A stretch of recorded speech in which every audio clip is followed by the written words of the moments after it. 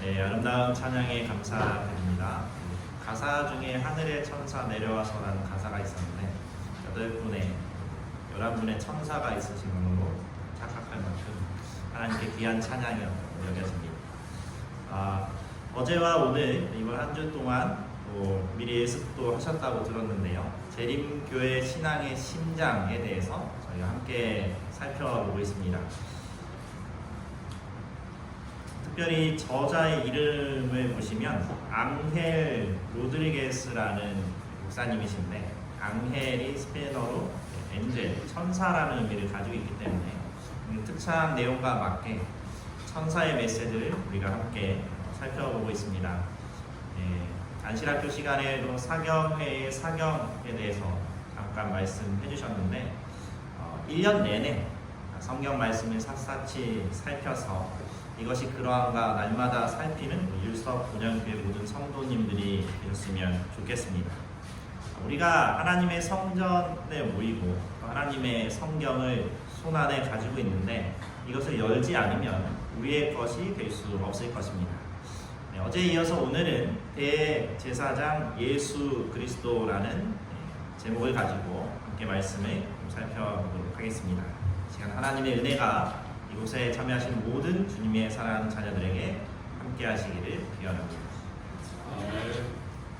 저희 가족 사진인데요. 이 마스크도 쓰지 않고 온전하게 찍은 사진을 찾다 보니까 2년 전 사진입니다. 조금 젊어 보이나요? 2년 전에 설악산, 설악산이 보이는 곳에서 등산을 싫어하는 엄마와 딸을 데리고 올라가서 가장 높은 전망대에서 사진을 찍은 것이 최근의 유일한 사진이어서 이렇게 가지고 왔습니다. 얌전한 아들과 활발한 딸, 이렇게 네 가족이 같이 살고 있습니다. 여러분, 우리의 삶의 중심에 누가 있다라고 생각하시나요? 여러분 삶의 가장 중앙에 하나님이 있으신가요? 출애굽기 29장의 말씀을 먼저 잠깐 보겠습니다. 내가 이스라엘 자손 중에 거하여 그들의 하나님이 되리니 그들은 내가 그들의 하나님 여호와로서 그들 중에 거하려고 그들을 애굽 땅에서 인도하여 낸 줄 알리라. 나는 그들의 하나님 여호와니라. 처음에 이 말씀을 계속해서 읽을 때는 이스라엘 자손 중에 계시는 하나님, 이스라엘 자손과 함께 계시는 하나님이라고 생각을 하고 읽었어요. 그런데 다른 언어의 성경을 보니까 여기 중국어 성경입니다만 중간이라고 표현되어 있잖아요. 센터에 있다라고 번역하고 있어요. 이스라엘 자손의 한가운데 가장 중심에 하나님께서 계시겠다라고 성경은 말하고 있습니다. 몇 가지 세계 지도를 좀 보여드리려고 합니다. 이 지도는 대충해서 재림교회를 선교지역으로 구분한 색깔별 지도입니다. 한국을 찾으셨나요? 네, 다행히 한국이 표시되어 있습니다. 어디쯤에 있죠? 지도의 오른쪽 쯤에 있습니다. 또 다른 지도를 하나 보겠습니다. 이런 지도 본 적 있으신가요? 혹시 한국 찾으셨나요? 이 지도에서는 한국이 가장 왼편 쪽에 있습니다. 이것은 미국의 세계 지도입니다. 미국의 세계 지도에는 지도의 한 중심에 미국이 있습니다. 다음 지도 하나 보겠습니다. 이 지도는 유럽에 있는 한 국가 프랑스의 지도입니다. 어떻게 되어 있죠? 한국 찾으셨나요? 네, 저쪽 오른쪽 위에 되게 조그맣게 그려져 있고요. 프랑스가 가운데 있으면서 아주 크게 표시되어 있습니다. 지도들의 특징을 저희가 보고 있습니다. 이 지도는 어디 지도일까요? 이 지도는 러시아의 세계 지도라고 합니다. 러시아를 최대한 가운데로 넣고 이렇게 이제 지구가 동그란데 펼쳐서 표시하면서 러시아를 아주 광대해 보이도록, 가장 넓어 보이도록 지도를 그립니다. 이번 지도는 좀 독특합니다. 남북이 거꾸로 되어 있는 지도입니다. 위쪽이 남쪽이고 아래쪽이 북쪽이고 왼편이 동쪽입니다. 이런 지도 보셨나요? 어느 나라 지도 같으세요? 네, 호주의 지도입니다. 호주의 세계 지도는 우리가 생각하는 것과 위아래가 뒤집어져 있습니다. 잘못된 지도가 하나라도 있었나요? 다 맞는 지도입니다. 자, 이 지도에는 지도의 중심에 뭐가 있죠? 남극이 있습니다. 어떤 지도가 맞는 것 같으세요? 다 맞는 지도인가요? 네. 이 지도를 그리는 사람들의 의도가 보여집니다. 자신의 국가가 가장 센터, 중심에 있도록 지도를 표현합니다. 세계 속의 중심이 누구다? 우리다라고 표현하는 것입니다. 제가 섬기는 상륙보건대학교의 근처에 검색해서 나오는 중앙교회들입니다. 어디가 진짜 중앙교회인가요? 네, 원래 이름이 위생병원 교회였던 교회가 교회 명칭을 새롭게 바꾸면서 중앙을 넣었습니다. 삼육 중앙교회라고 이름을 바꿨습니다. 제가 인턴을 시작했던 교회인데 교회 명칭이 바뀌어버렸습니다. 교회 이름 가운데 무엇 중앙교회라고 교회 명칭을 짓는 교회들이 많이 있습니다. 왜 중앙이 중요한가요? 이건 아주 오래전 광고입니다. 통신사와 아파트들의 광고들을 잠깐 보려고 합니다. 이러한 광고들이 성공할 수 있는 광고라고 합니다. 여기 아주 오래전 광고이긴 합니다. 구리의 최중심 하면서 4가지의 중심이다라고 말해주고 있습니다. 교통의 중심, 생활의 중심, 비전의 중심, 수요의 중심. 우리나라에서 중심이 어디라고요? 구리라고 광고하고 있습니다. 왜 중심이 중요할까요? 중앙이 어디에 있느냐에 따라서 이 영향력이 크기 때문에 그렇습니다. 이것은 한 통신사의 광고입니다.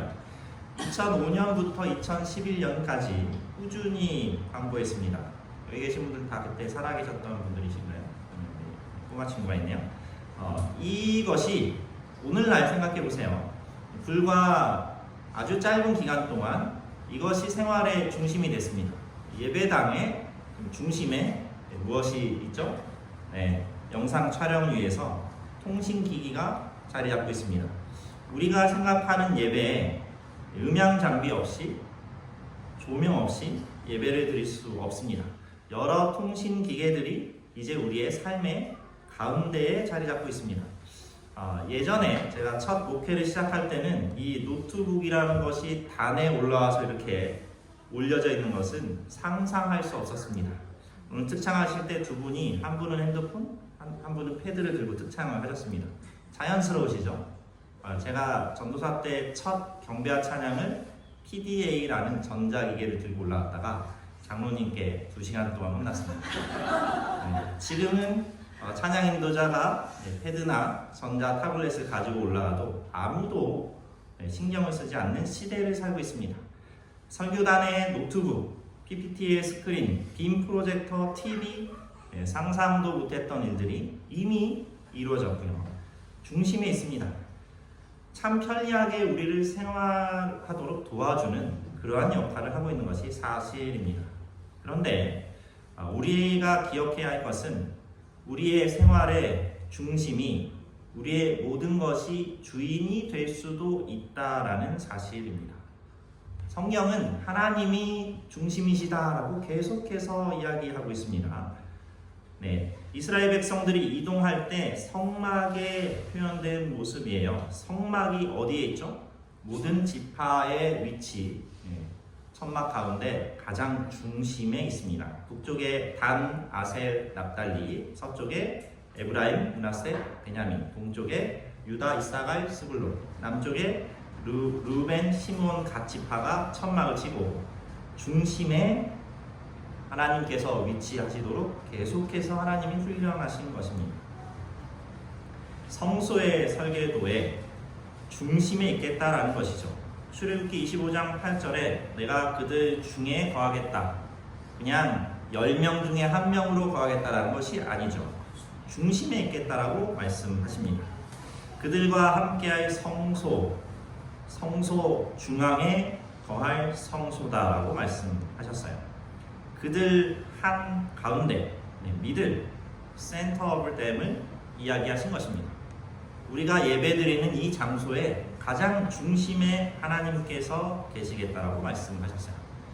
이스라엘 백성들이 이동할 때도 하나님의 말씀이 가장 우선시 되도록 이동했습니다.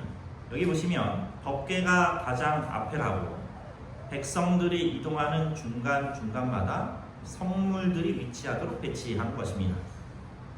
모든 진에 중앙에 있어 진행하라라고 민수기 2장 17절에 말씀하셨습니다. 이 백성들이 이동할 때도 계속해서 하나님께서 어디 계시겠다고요? 중심에 계시겠다 말씀하십니다. 성경의 중심 사상은 센터 싸움입니다. 중앙 싸움입니다. 또 말하되 살아계신 하나님이 어디 계신다고요? 너희 가운데 계시겠다. 그런즉 내가 이스라엘 가운데 있겠다. 내 처소가 그들 가운데 있겠다. 내 백성이 되겠다. 내 성소가 영원토록 그들 가운데 있을 것이다 라고 성경은 말하고 있습니다. 하나님께서는 중심을 보시고 중심을 보호하시는 분이십니다. 시편 46편 5절 현대어 번역본에 보면 하나님이 그 도성 한가운데에 계시니 도성이 흔들리지 아니한다라고 말씀하셨습니다. 중심 잡는 게 쉬운 일일까요? 어려운 일일까요? 좌로나 우로나 치우치지 않는 것은 굉장히 어렵습니다. 여기 계신 모든 분들은 왼손잡이 또는 오른손잡이이실 것입니다. 그리고 주시안이 있습니다. 왼쪽 눈 또는 오른쪽 눈이 더 먼저 사용되게 됩니다. 여기 유재석 씨가 자기도 모르게 중심을 잡고 있어서 깜짝 놀란 표정으로 있으시죠? 생활의 달인들이 있습니다. 사람은 좌로나 우로나 쉽게 치우쳐지는 경향을 가지고 있습니다. 사람이 다른 말로 또 한자 표현이 있습니다. 뭐라고 하죠? 인, 간이라고 합니다. 사람 사이를 이야기할 때 표현합니다.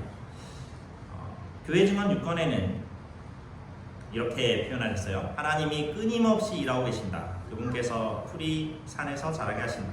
하나님께로부터 모든 생명이 생겨난다. 그분에게 모든 봉사와 존경과 충성이 바쳐진다.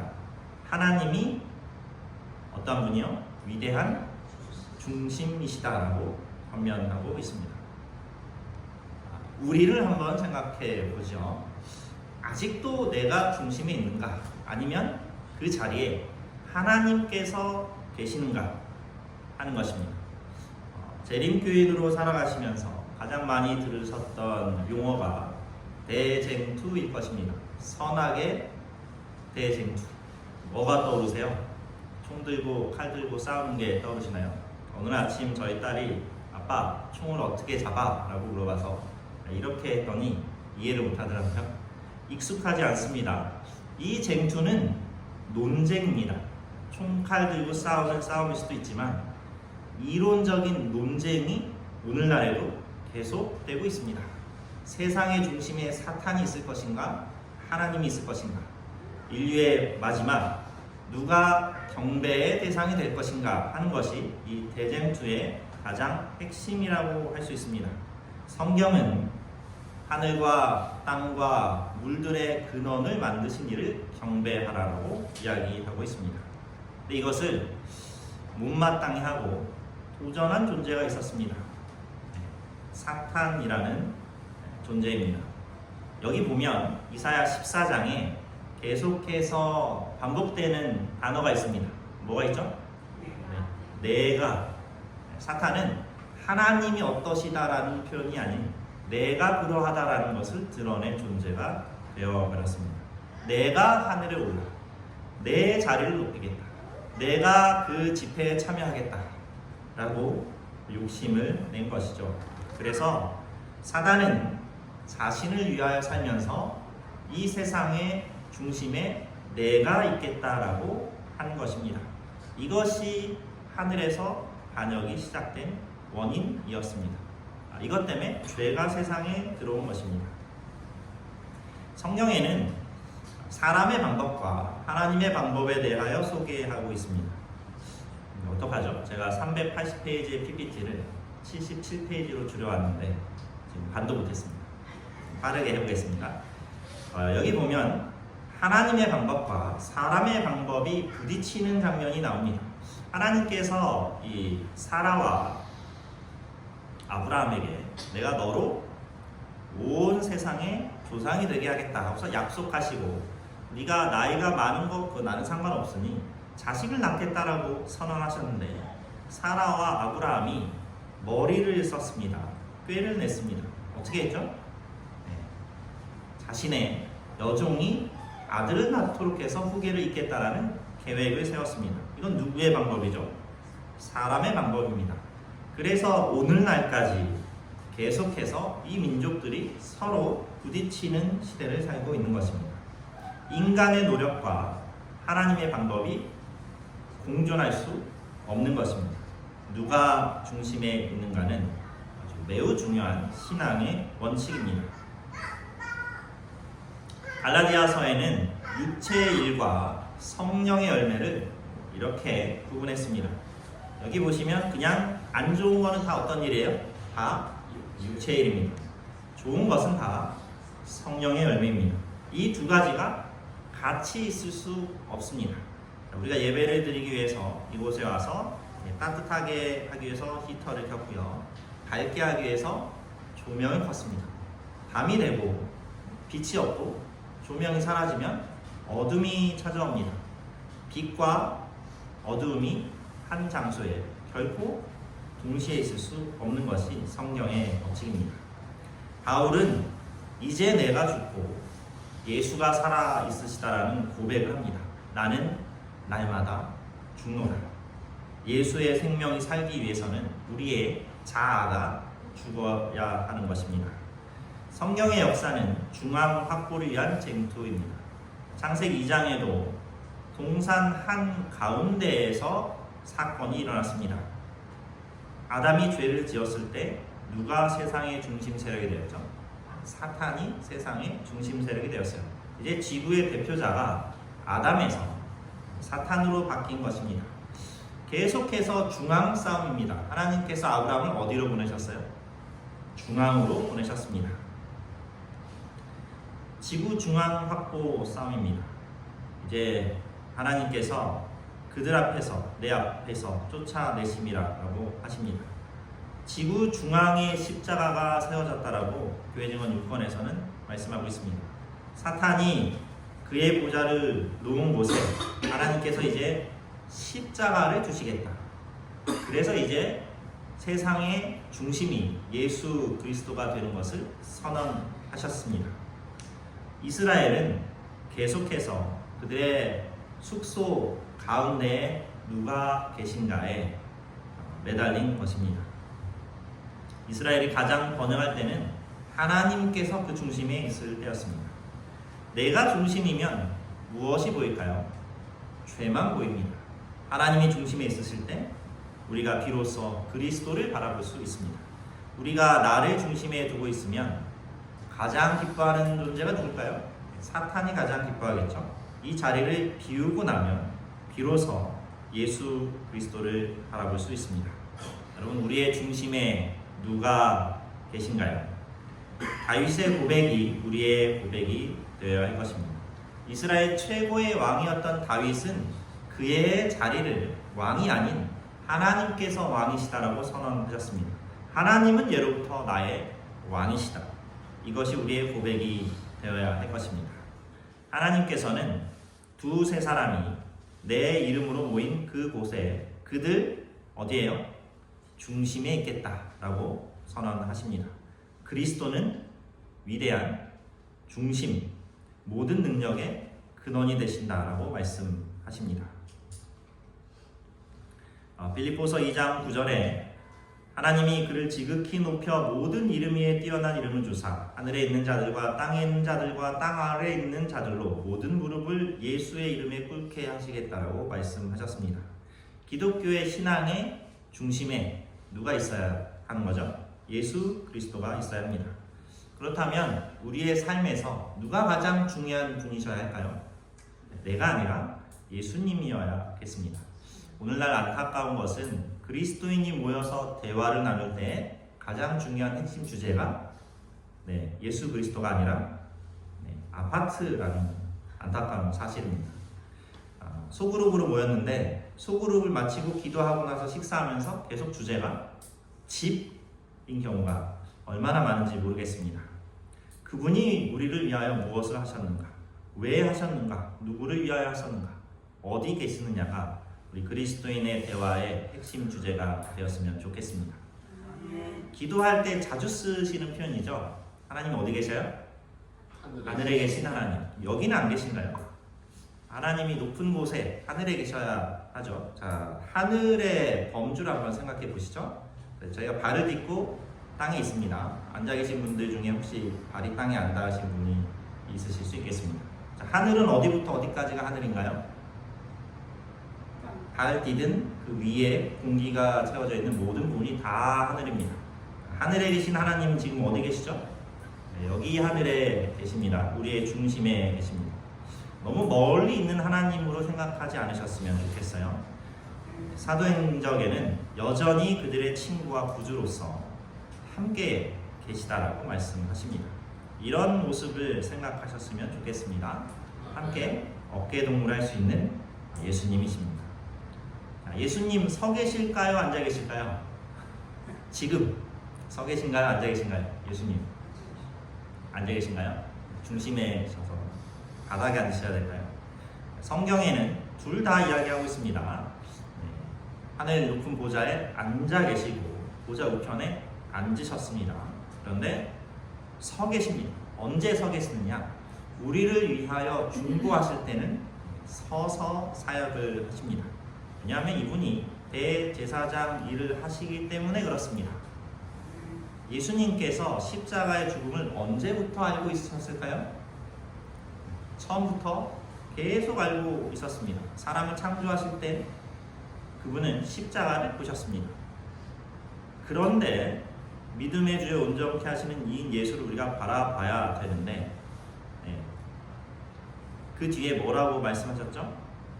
어떤 분이에요? 그 앞에 있는 기쁨을 위해서 십자가를 참으시고 부끄러움을 개의치 아니하신 분이 예수님이다라고 말씀하십니다. 만세 전부터 우리를 아셨습니다. 언제부터 참으셨을까요? 처음부터 쭉 참고 계신 하나님이십니다. 침례자 요한은 예수님을 보자마자 이분이 사촌 형인데 6개월 형이잖아요. 세상 죄를 지고 가는 하나님의 어린 양이라고 표현했습니다. 다 드러나 보인 것입니다. 우리가 회개하기도 전에 여전히 그릇된 길을 가고 있을 때 하나님께서 우리의 선택이나 반응과 상관없이 우리의 죄를 위하여 죽기로 결심하신 것입니다. 우리가 모두 양처럼 길을 헤매고 제멋대로 가는데 하나님께서 이 양들을 위해서 죄악을 예수 그리스도께 지운 것입니다. 여기 사자가 있고 어린 양이 있습니다. 예수님이 사자인가요? 어린 양인가요? 네. 유대지파 사자 다윗의 뿌리가 이기었다라는 말이 있습니다. 근데 요한이 본 것은 죽임을 당한 어린 양이었습니다. 이스라엘 백성들이 기대하는 유대의 지도자 메시아는 사자의 모습이었는지 모르겠습니다. 예수님께서는 양의 모습으로 세상에 오셨습니다. 희생을 통하여 승리하셨습니다. 그 분께서 이제 우리의 죄를 대신 지시고 그분의 의를 우리에게 주신다라고 말씀하셨어요. 이 오늘 교과의 핵심이 공의, 정의, 하나님의 사랑이었죠. 이 의를 우리에게 주시겠다라는 계획을 언제 세우신 것이죠?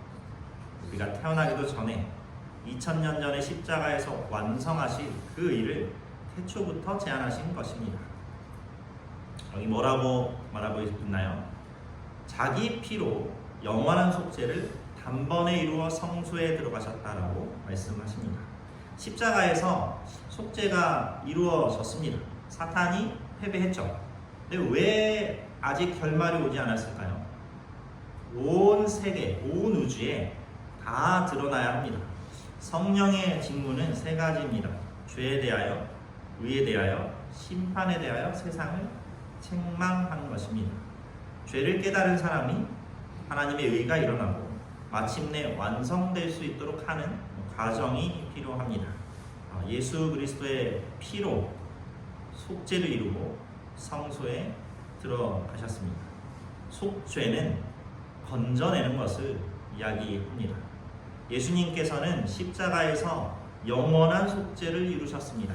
그리고 하늘 성소에서 대제사장으로 직위를 계속해서 우리를 위하여 하고 계신 것입니다. 죄 때문에 하나님과 멀어진 이 죄인들이 예수 그리스도를 바라보고 그 십자가를 향하여 가고 있는 이 과정이 구원의 과정인 것입니다. 이 속죄라는 것을 이해하려면 속죄가 무엇인지를 알아야 하는데요. 이 속죄에 해당되는 영어 단어가 뜻이 하나됨이라고 이해할 수 있습니다. 속죄일은 하나님과 멀어져서 떨어져서 둘이 되었던 사람과 하나님이 다시 화합하여 화목하여 하나가 되는 날입니다. 엘렌 화이트는 속죄일을 이렇게 표현했습니다. 죄를 자백한 후 하나님과 화목하게 되었다는 선언을 받는 날이 속죄일이라고 표현했습니다. 속죄의 의미를 다시 하나 되어 화목하게 되는 날로 이야기했습니다. 하나님과 화목하게 되는 선언입니다. 요즘에 학생들은 아무 지우개나 쓰지 않습니다. 지우개 등급 있는 거 알고 있으세요? 깔끔하게 지워지는 프리미엄 지우개가 있습니다. 사용하고 있으신가요? 요즘 지우개는 볼펜도 지워집니다. 볼펜으로 쓴 거를 지우개가 그냥 지워집니다. 잉크인데 지워져요. 자, 세상의 지우개도 이렇게 굉장히 깔끔하게 지워집니다. 볼펜 자국도 다 사라져요. 싹 지워집니다. 프리미엄 지우개가 있습니다. 하나님께서 사용하시는 지우개는 어떤 지우개일까요? 적어도 이거보다 훨씬 뛰어난 지우개를 갖고 있으세요. 우리의 죄를 더 이상 생각나지 않도록 완전히 삭제하십니다. 그러기 위해서 예수 그리스도의 보혈이 필요한 것입니다. 모형이 있고 실체가 있는데요. 죄를 사하기 위해서는 반드시 피 흘림이 있어야 합니다. 그래서 우리가 특별히 재림교회가 계속해서 성소가 정결해지는 것에 대해서 연구를 합니다. 2300주야, 71회 이런 걸 다 연구하시잖아요. 하나님께 드려지는 매일의 제사가 1844년까지 이어지고 지금 예수님께서 지성소에서 대제사장 봉사를 하시는 기간, 그 기간에 우리가 살고 있습니다. 하나님께서 우리의 죄를 용서하셨을 뿐만 아니라 특별한 지우개로 죄에 대하여 다 지우셨고 더 이상 기억나지 않도록 하십니다. 이것이 성경이 말하는 진정한 용서입니다. 완전한 화목을 이루기 위해서 우리를 위하여 이렇게 하신 것입니다. 자, 이러한 죄의 용서를 받은 그리스도인이 어떻게 살아가야 할까요? 예수님께서 나 때문에 십자가에 죽으셨는데 우리는 어떻게 살아가야 할까요? 첫 번째로 우리는 예수님을 바라보고 명상하며 살아야 합니다. 어제도 잠깐 말씀드렸는데 내가 왜 이렇게 죄를 많이 짓는가에 몰두하지 마시고 예수님은 어떻게 사셨는가 반대의 부분에 우리가 더 시간을 보내야 할 것입니다. 죄를 벗어버리고 우리의 경주를 하며 믿음의 주에 온전케 하시는 이 예수를 바라봐야 할 것입니다. 예수님만 바라보라라고 엘렌 G. 화이트는 권면하십니다. 우리는 굳게 잡아야 합니다. 우리의 믿는 도리의 소망을 굳게 잡는 저와 여러분이 되시기 바랍니다. 제 이 성전에 들어오니까 어제도 그렇고 오늘도 그렇고 찬양하시는 분들의 이 찬송 소리가 너무나 감동적입니다. 그리스도인은 감사와 찬송을 하는 백성이 분명합니다. 또 이 사경회로 모였습니다. 뭘 해야 할까요? 연구해야 합니다. 연구라는 것이 간단한 것이 아닙니다. 아주 세세히 쪼개서 샅샅이 살피는 것이 연구입니다. 쉽지 않습니다. 그러나 우리가 연구하며 예수 그리스도를 더욱 알면 알수록 하나님께 더욱 감사하게 될 것입니다. 매일 하나님과 동행하시기 바랍니다. 날마다 순종하는 저와 여러분이 되시기 바랍니다. 배우며 소망을 굳게 잡으시는 저와 여러분이 되셨으면 좋겠습니다. 마지막으로 히브리서 8장 1절의 말씀을 함께 읽겠습니다. 지금 우리가 시작.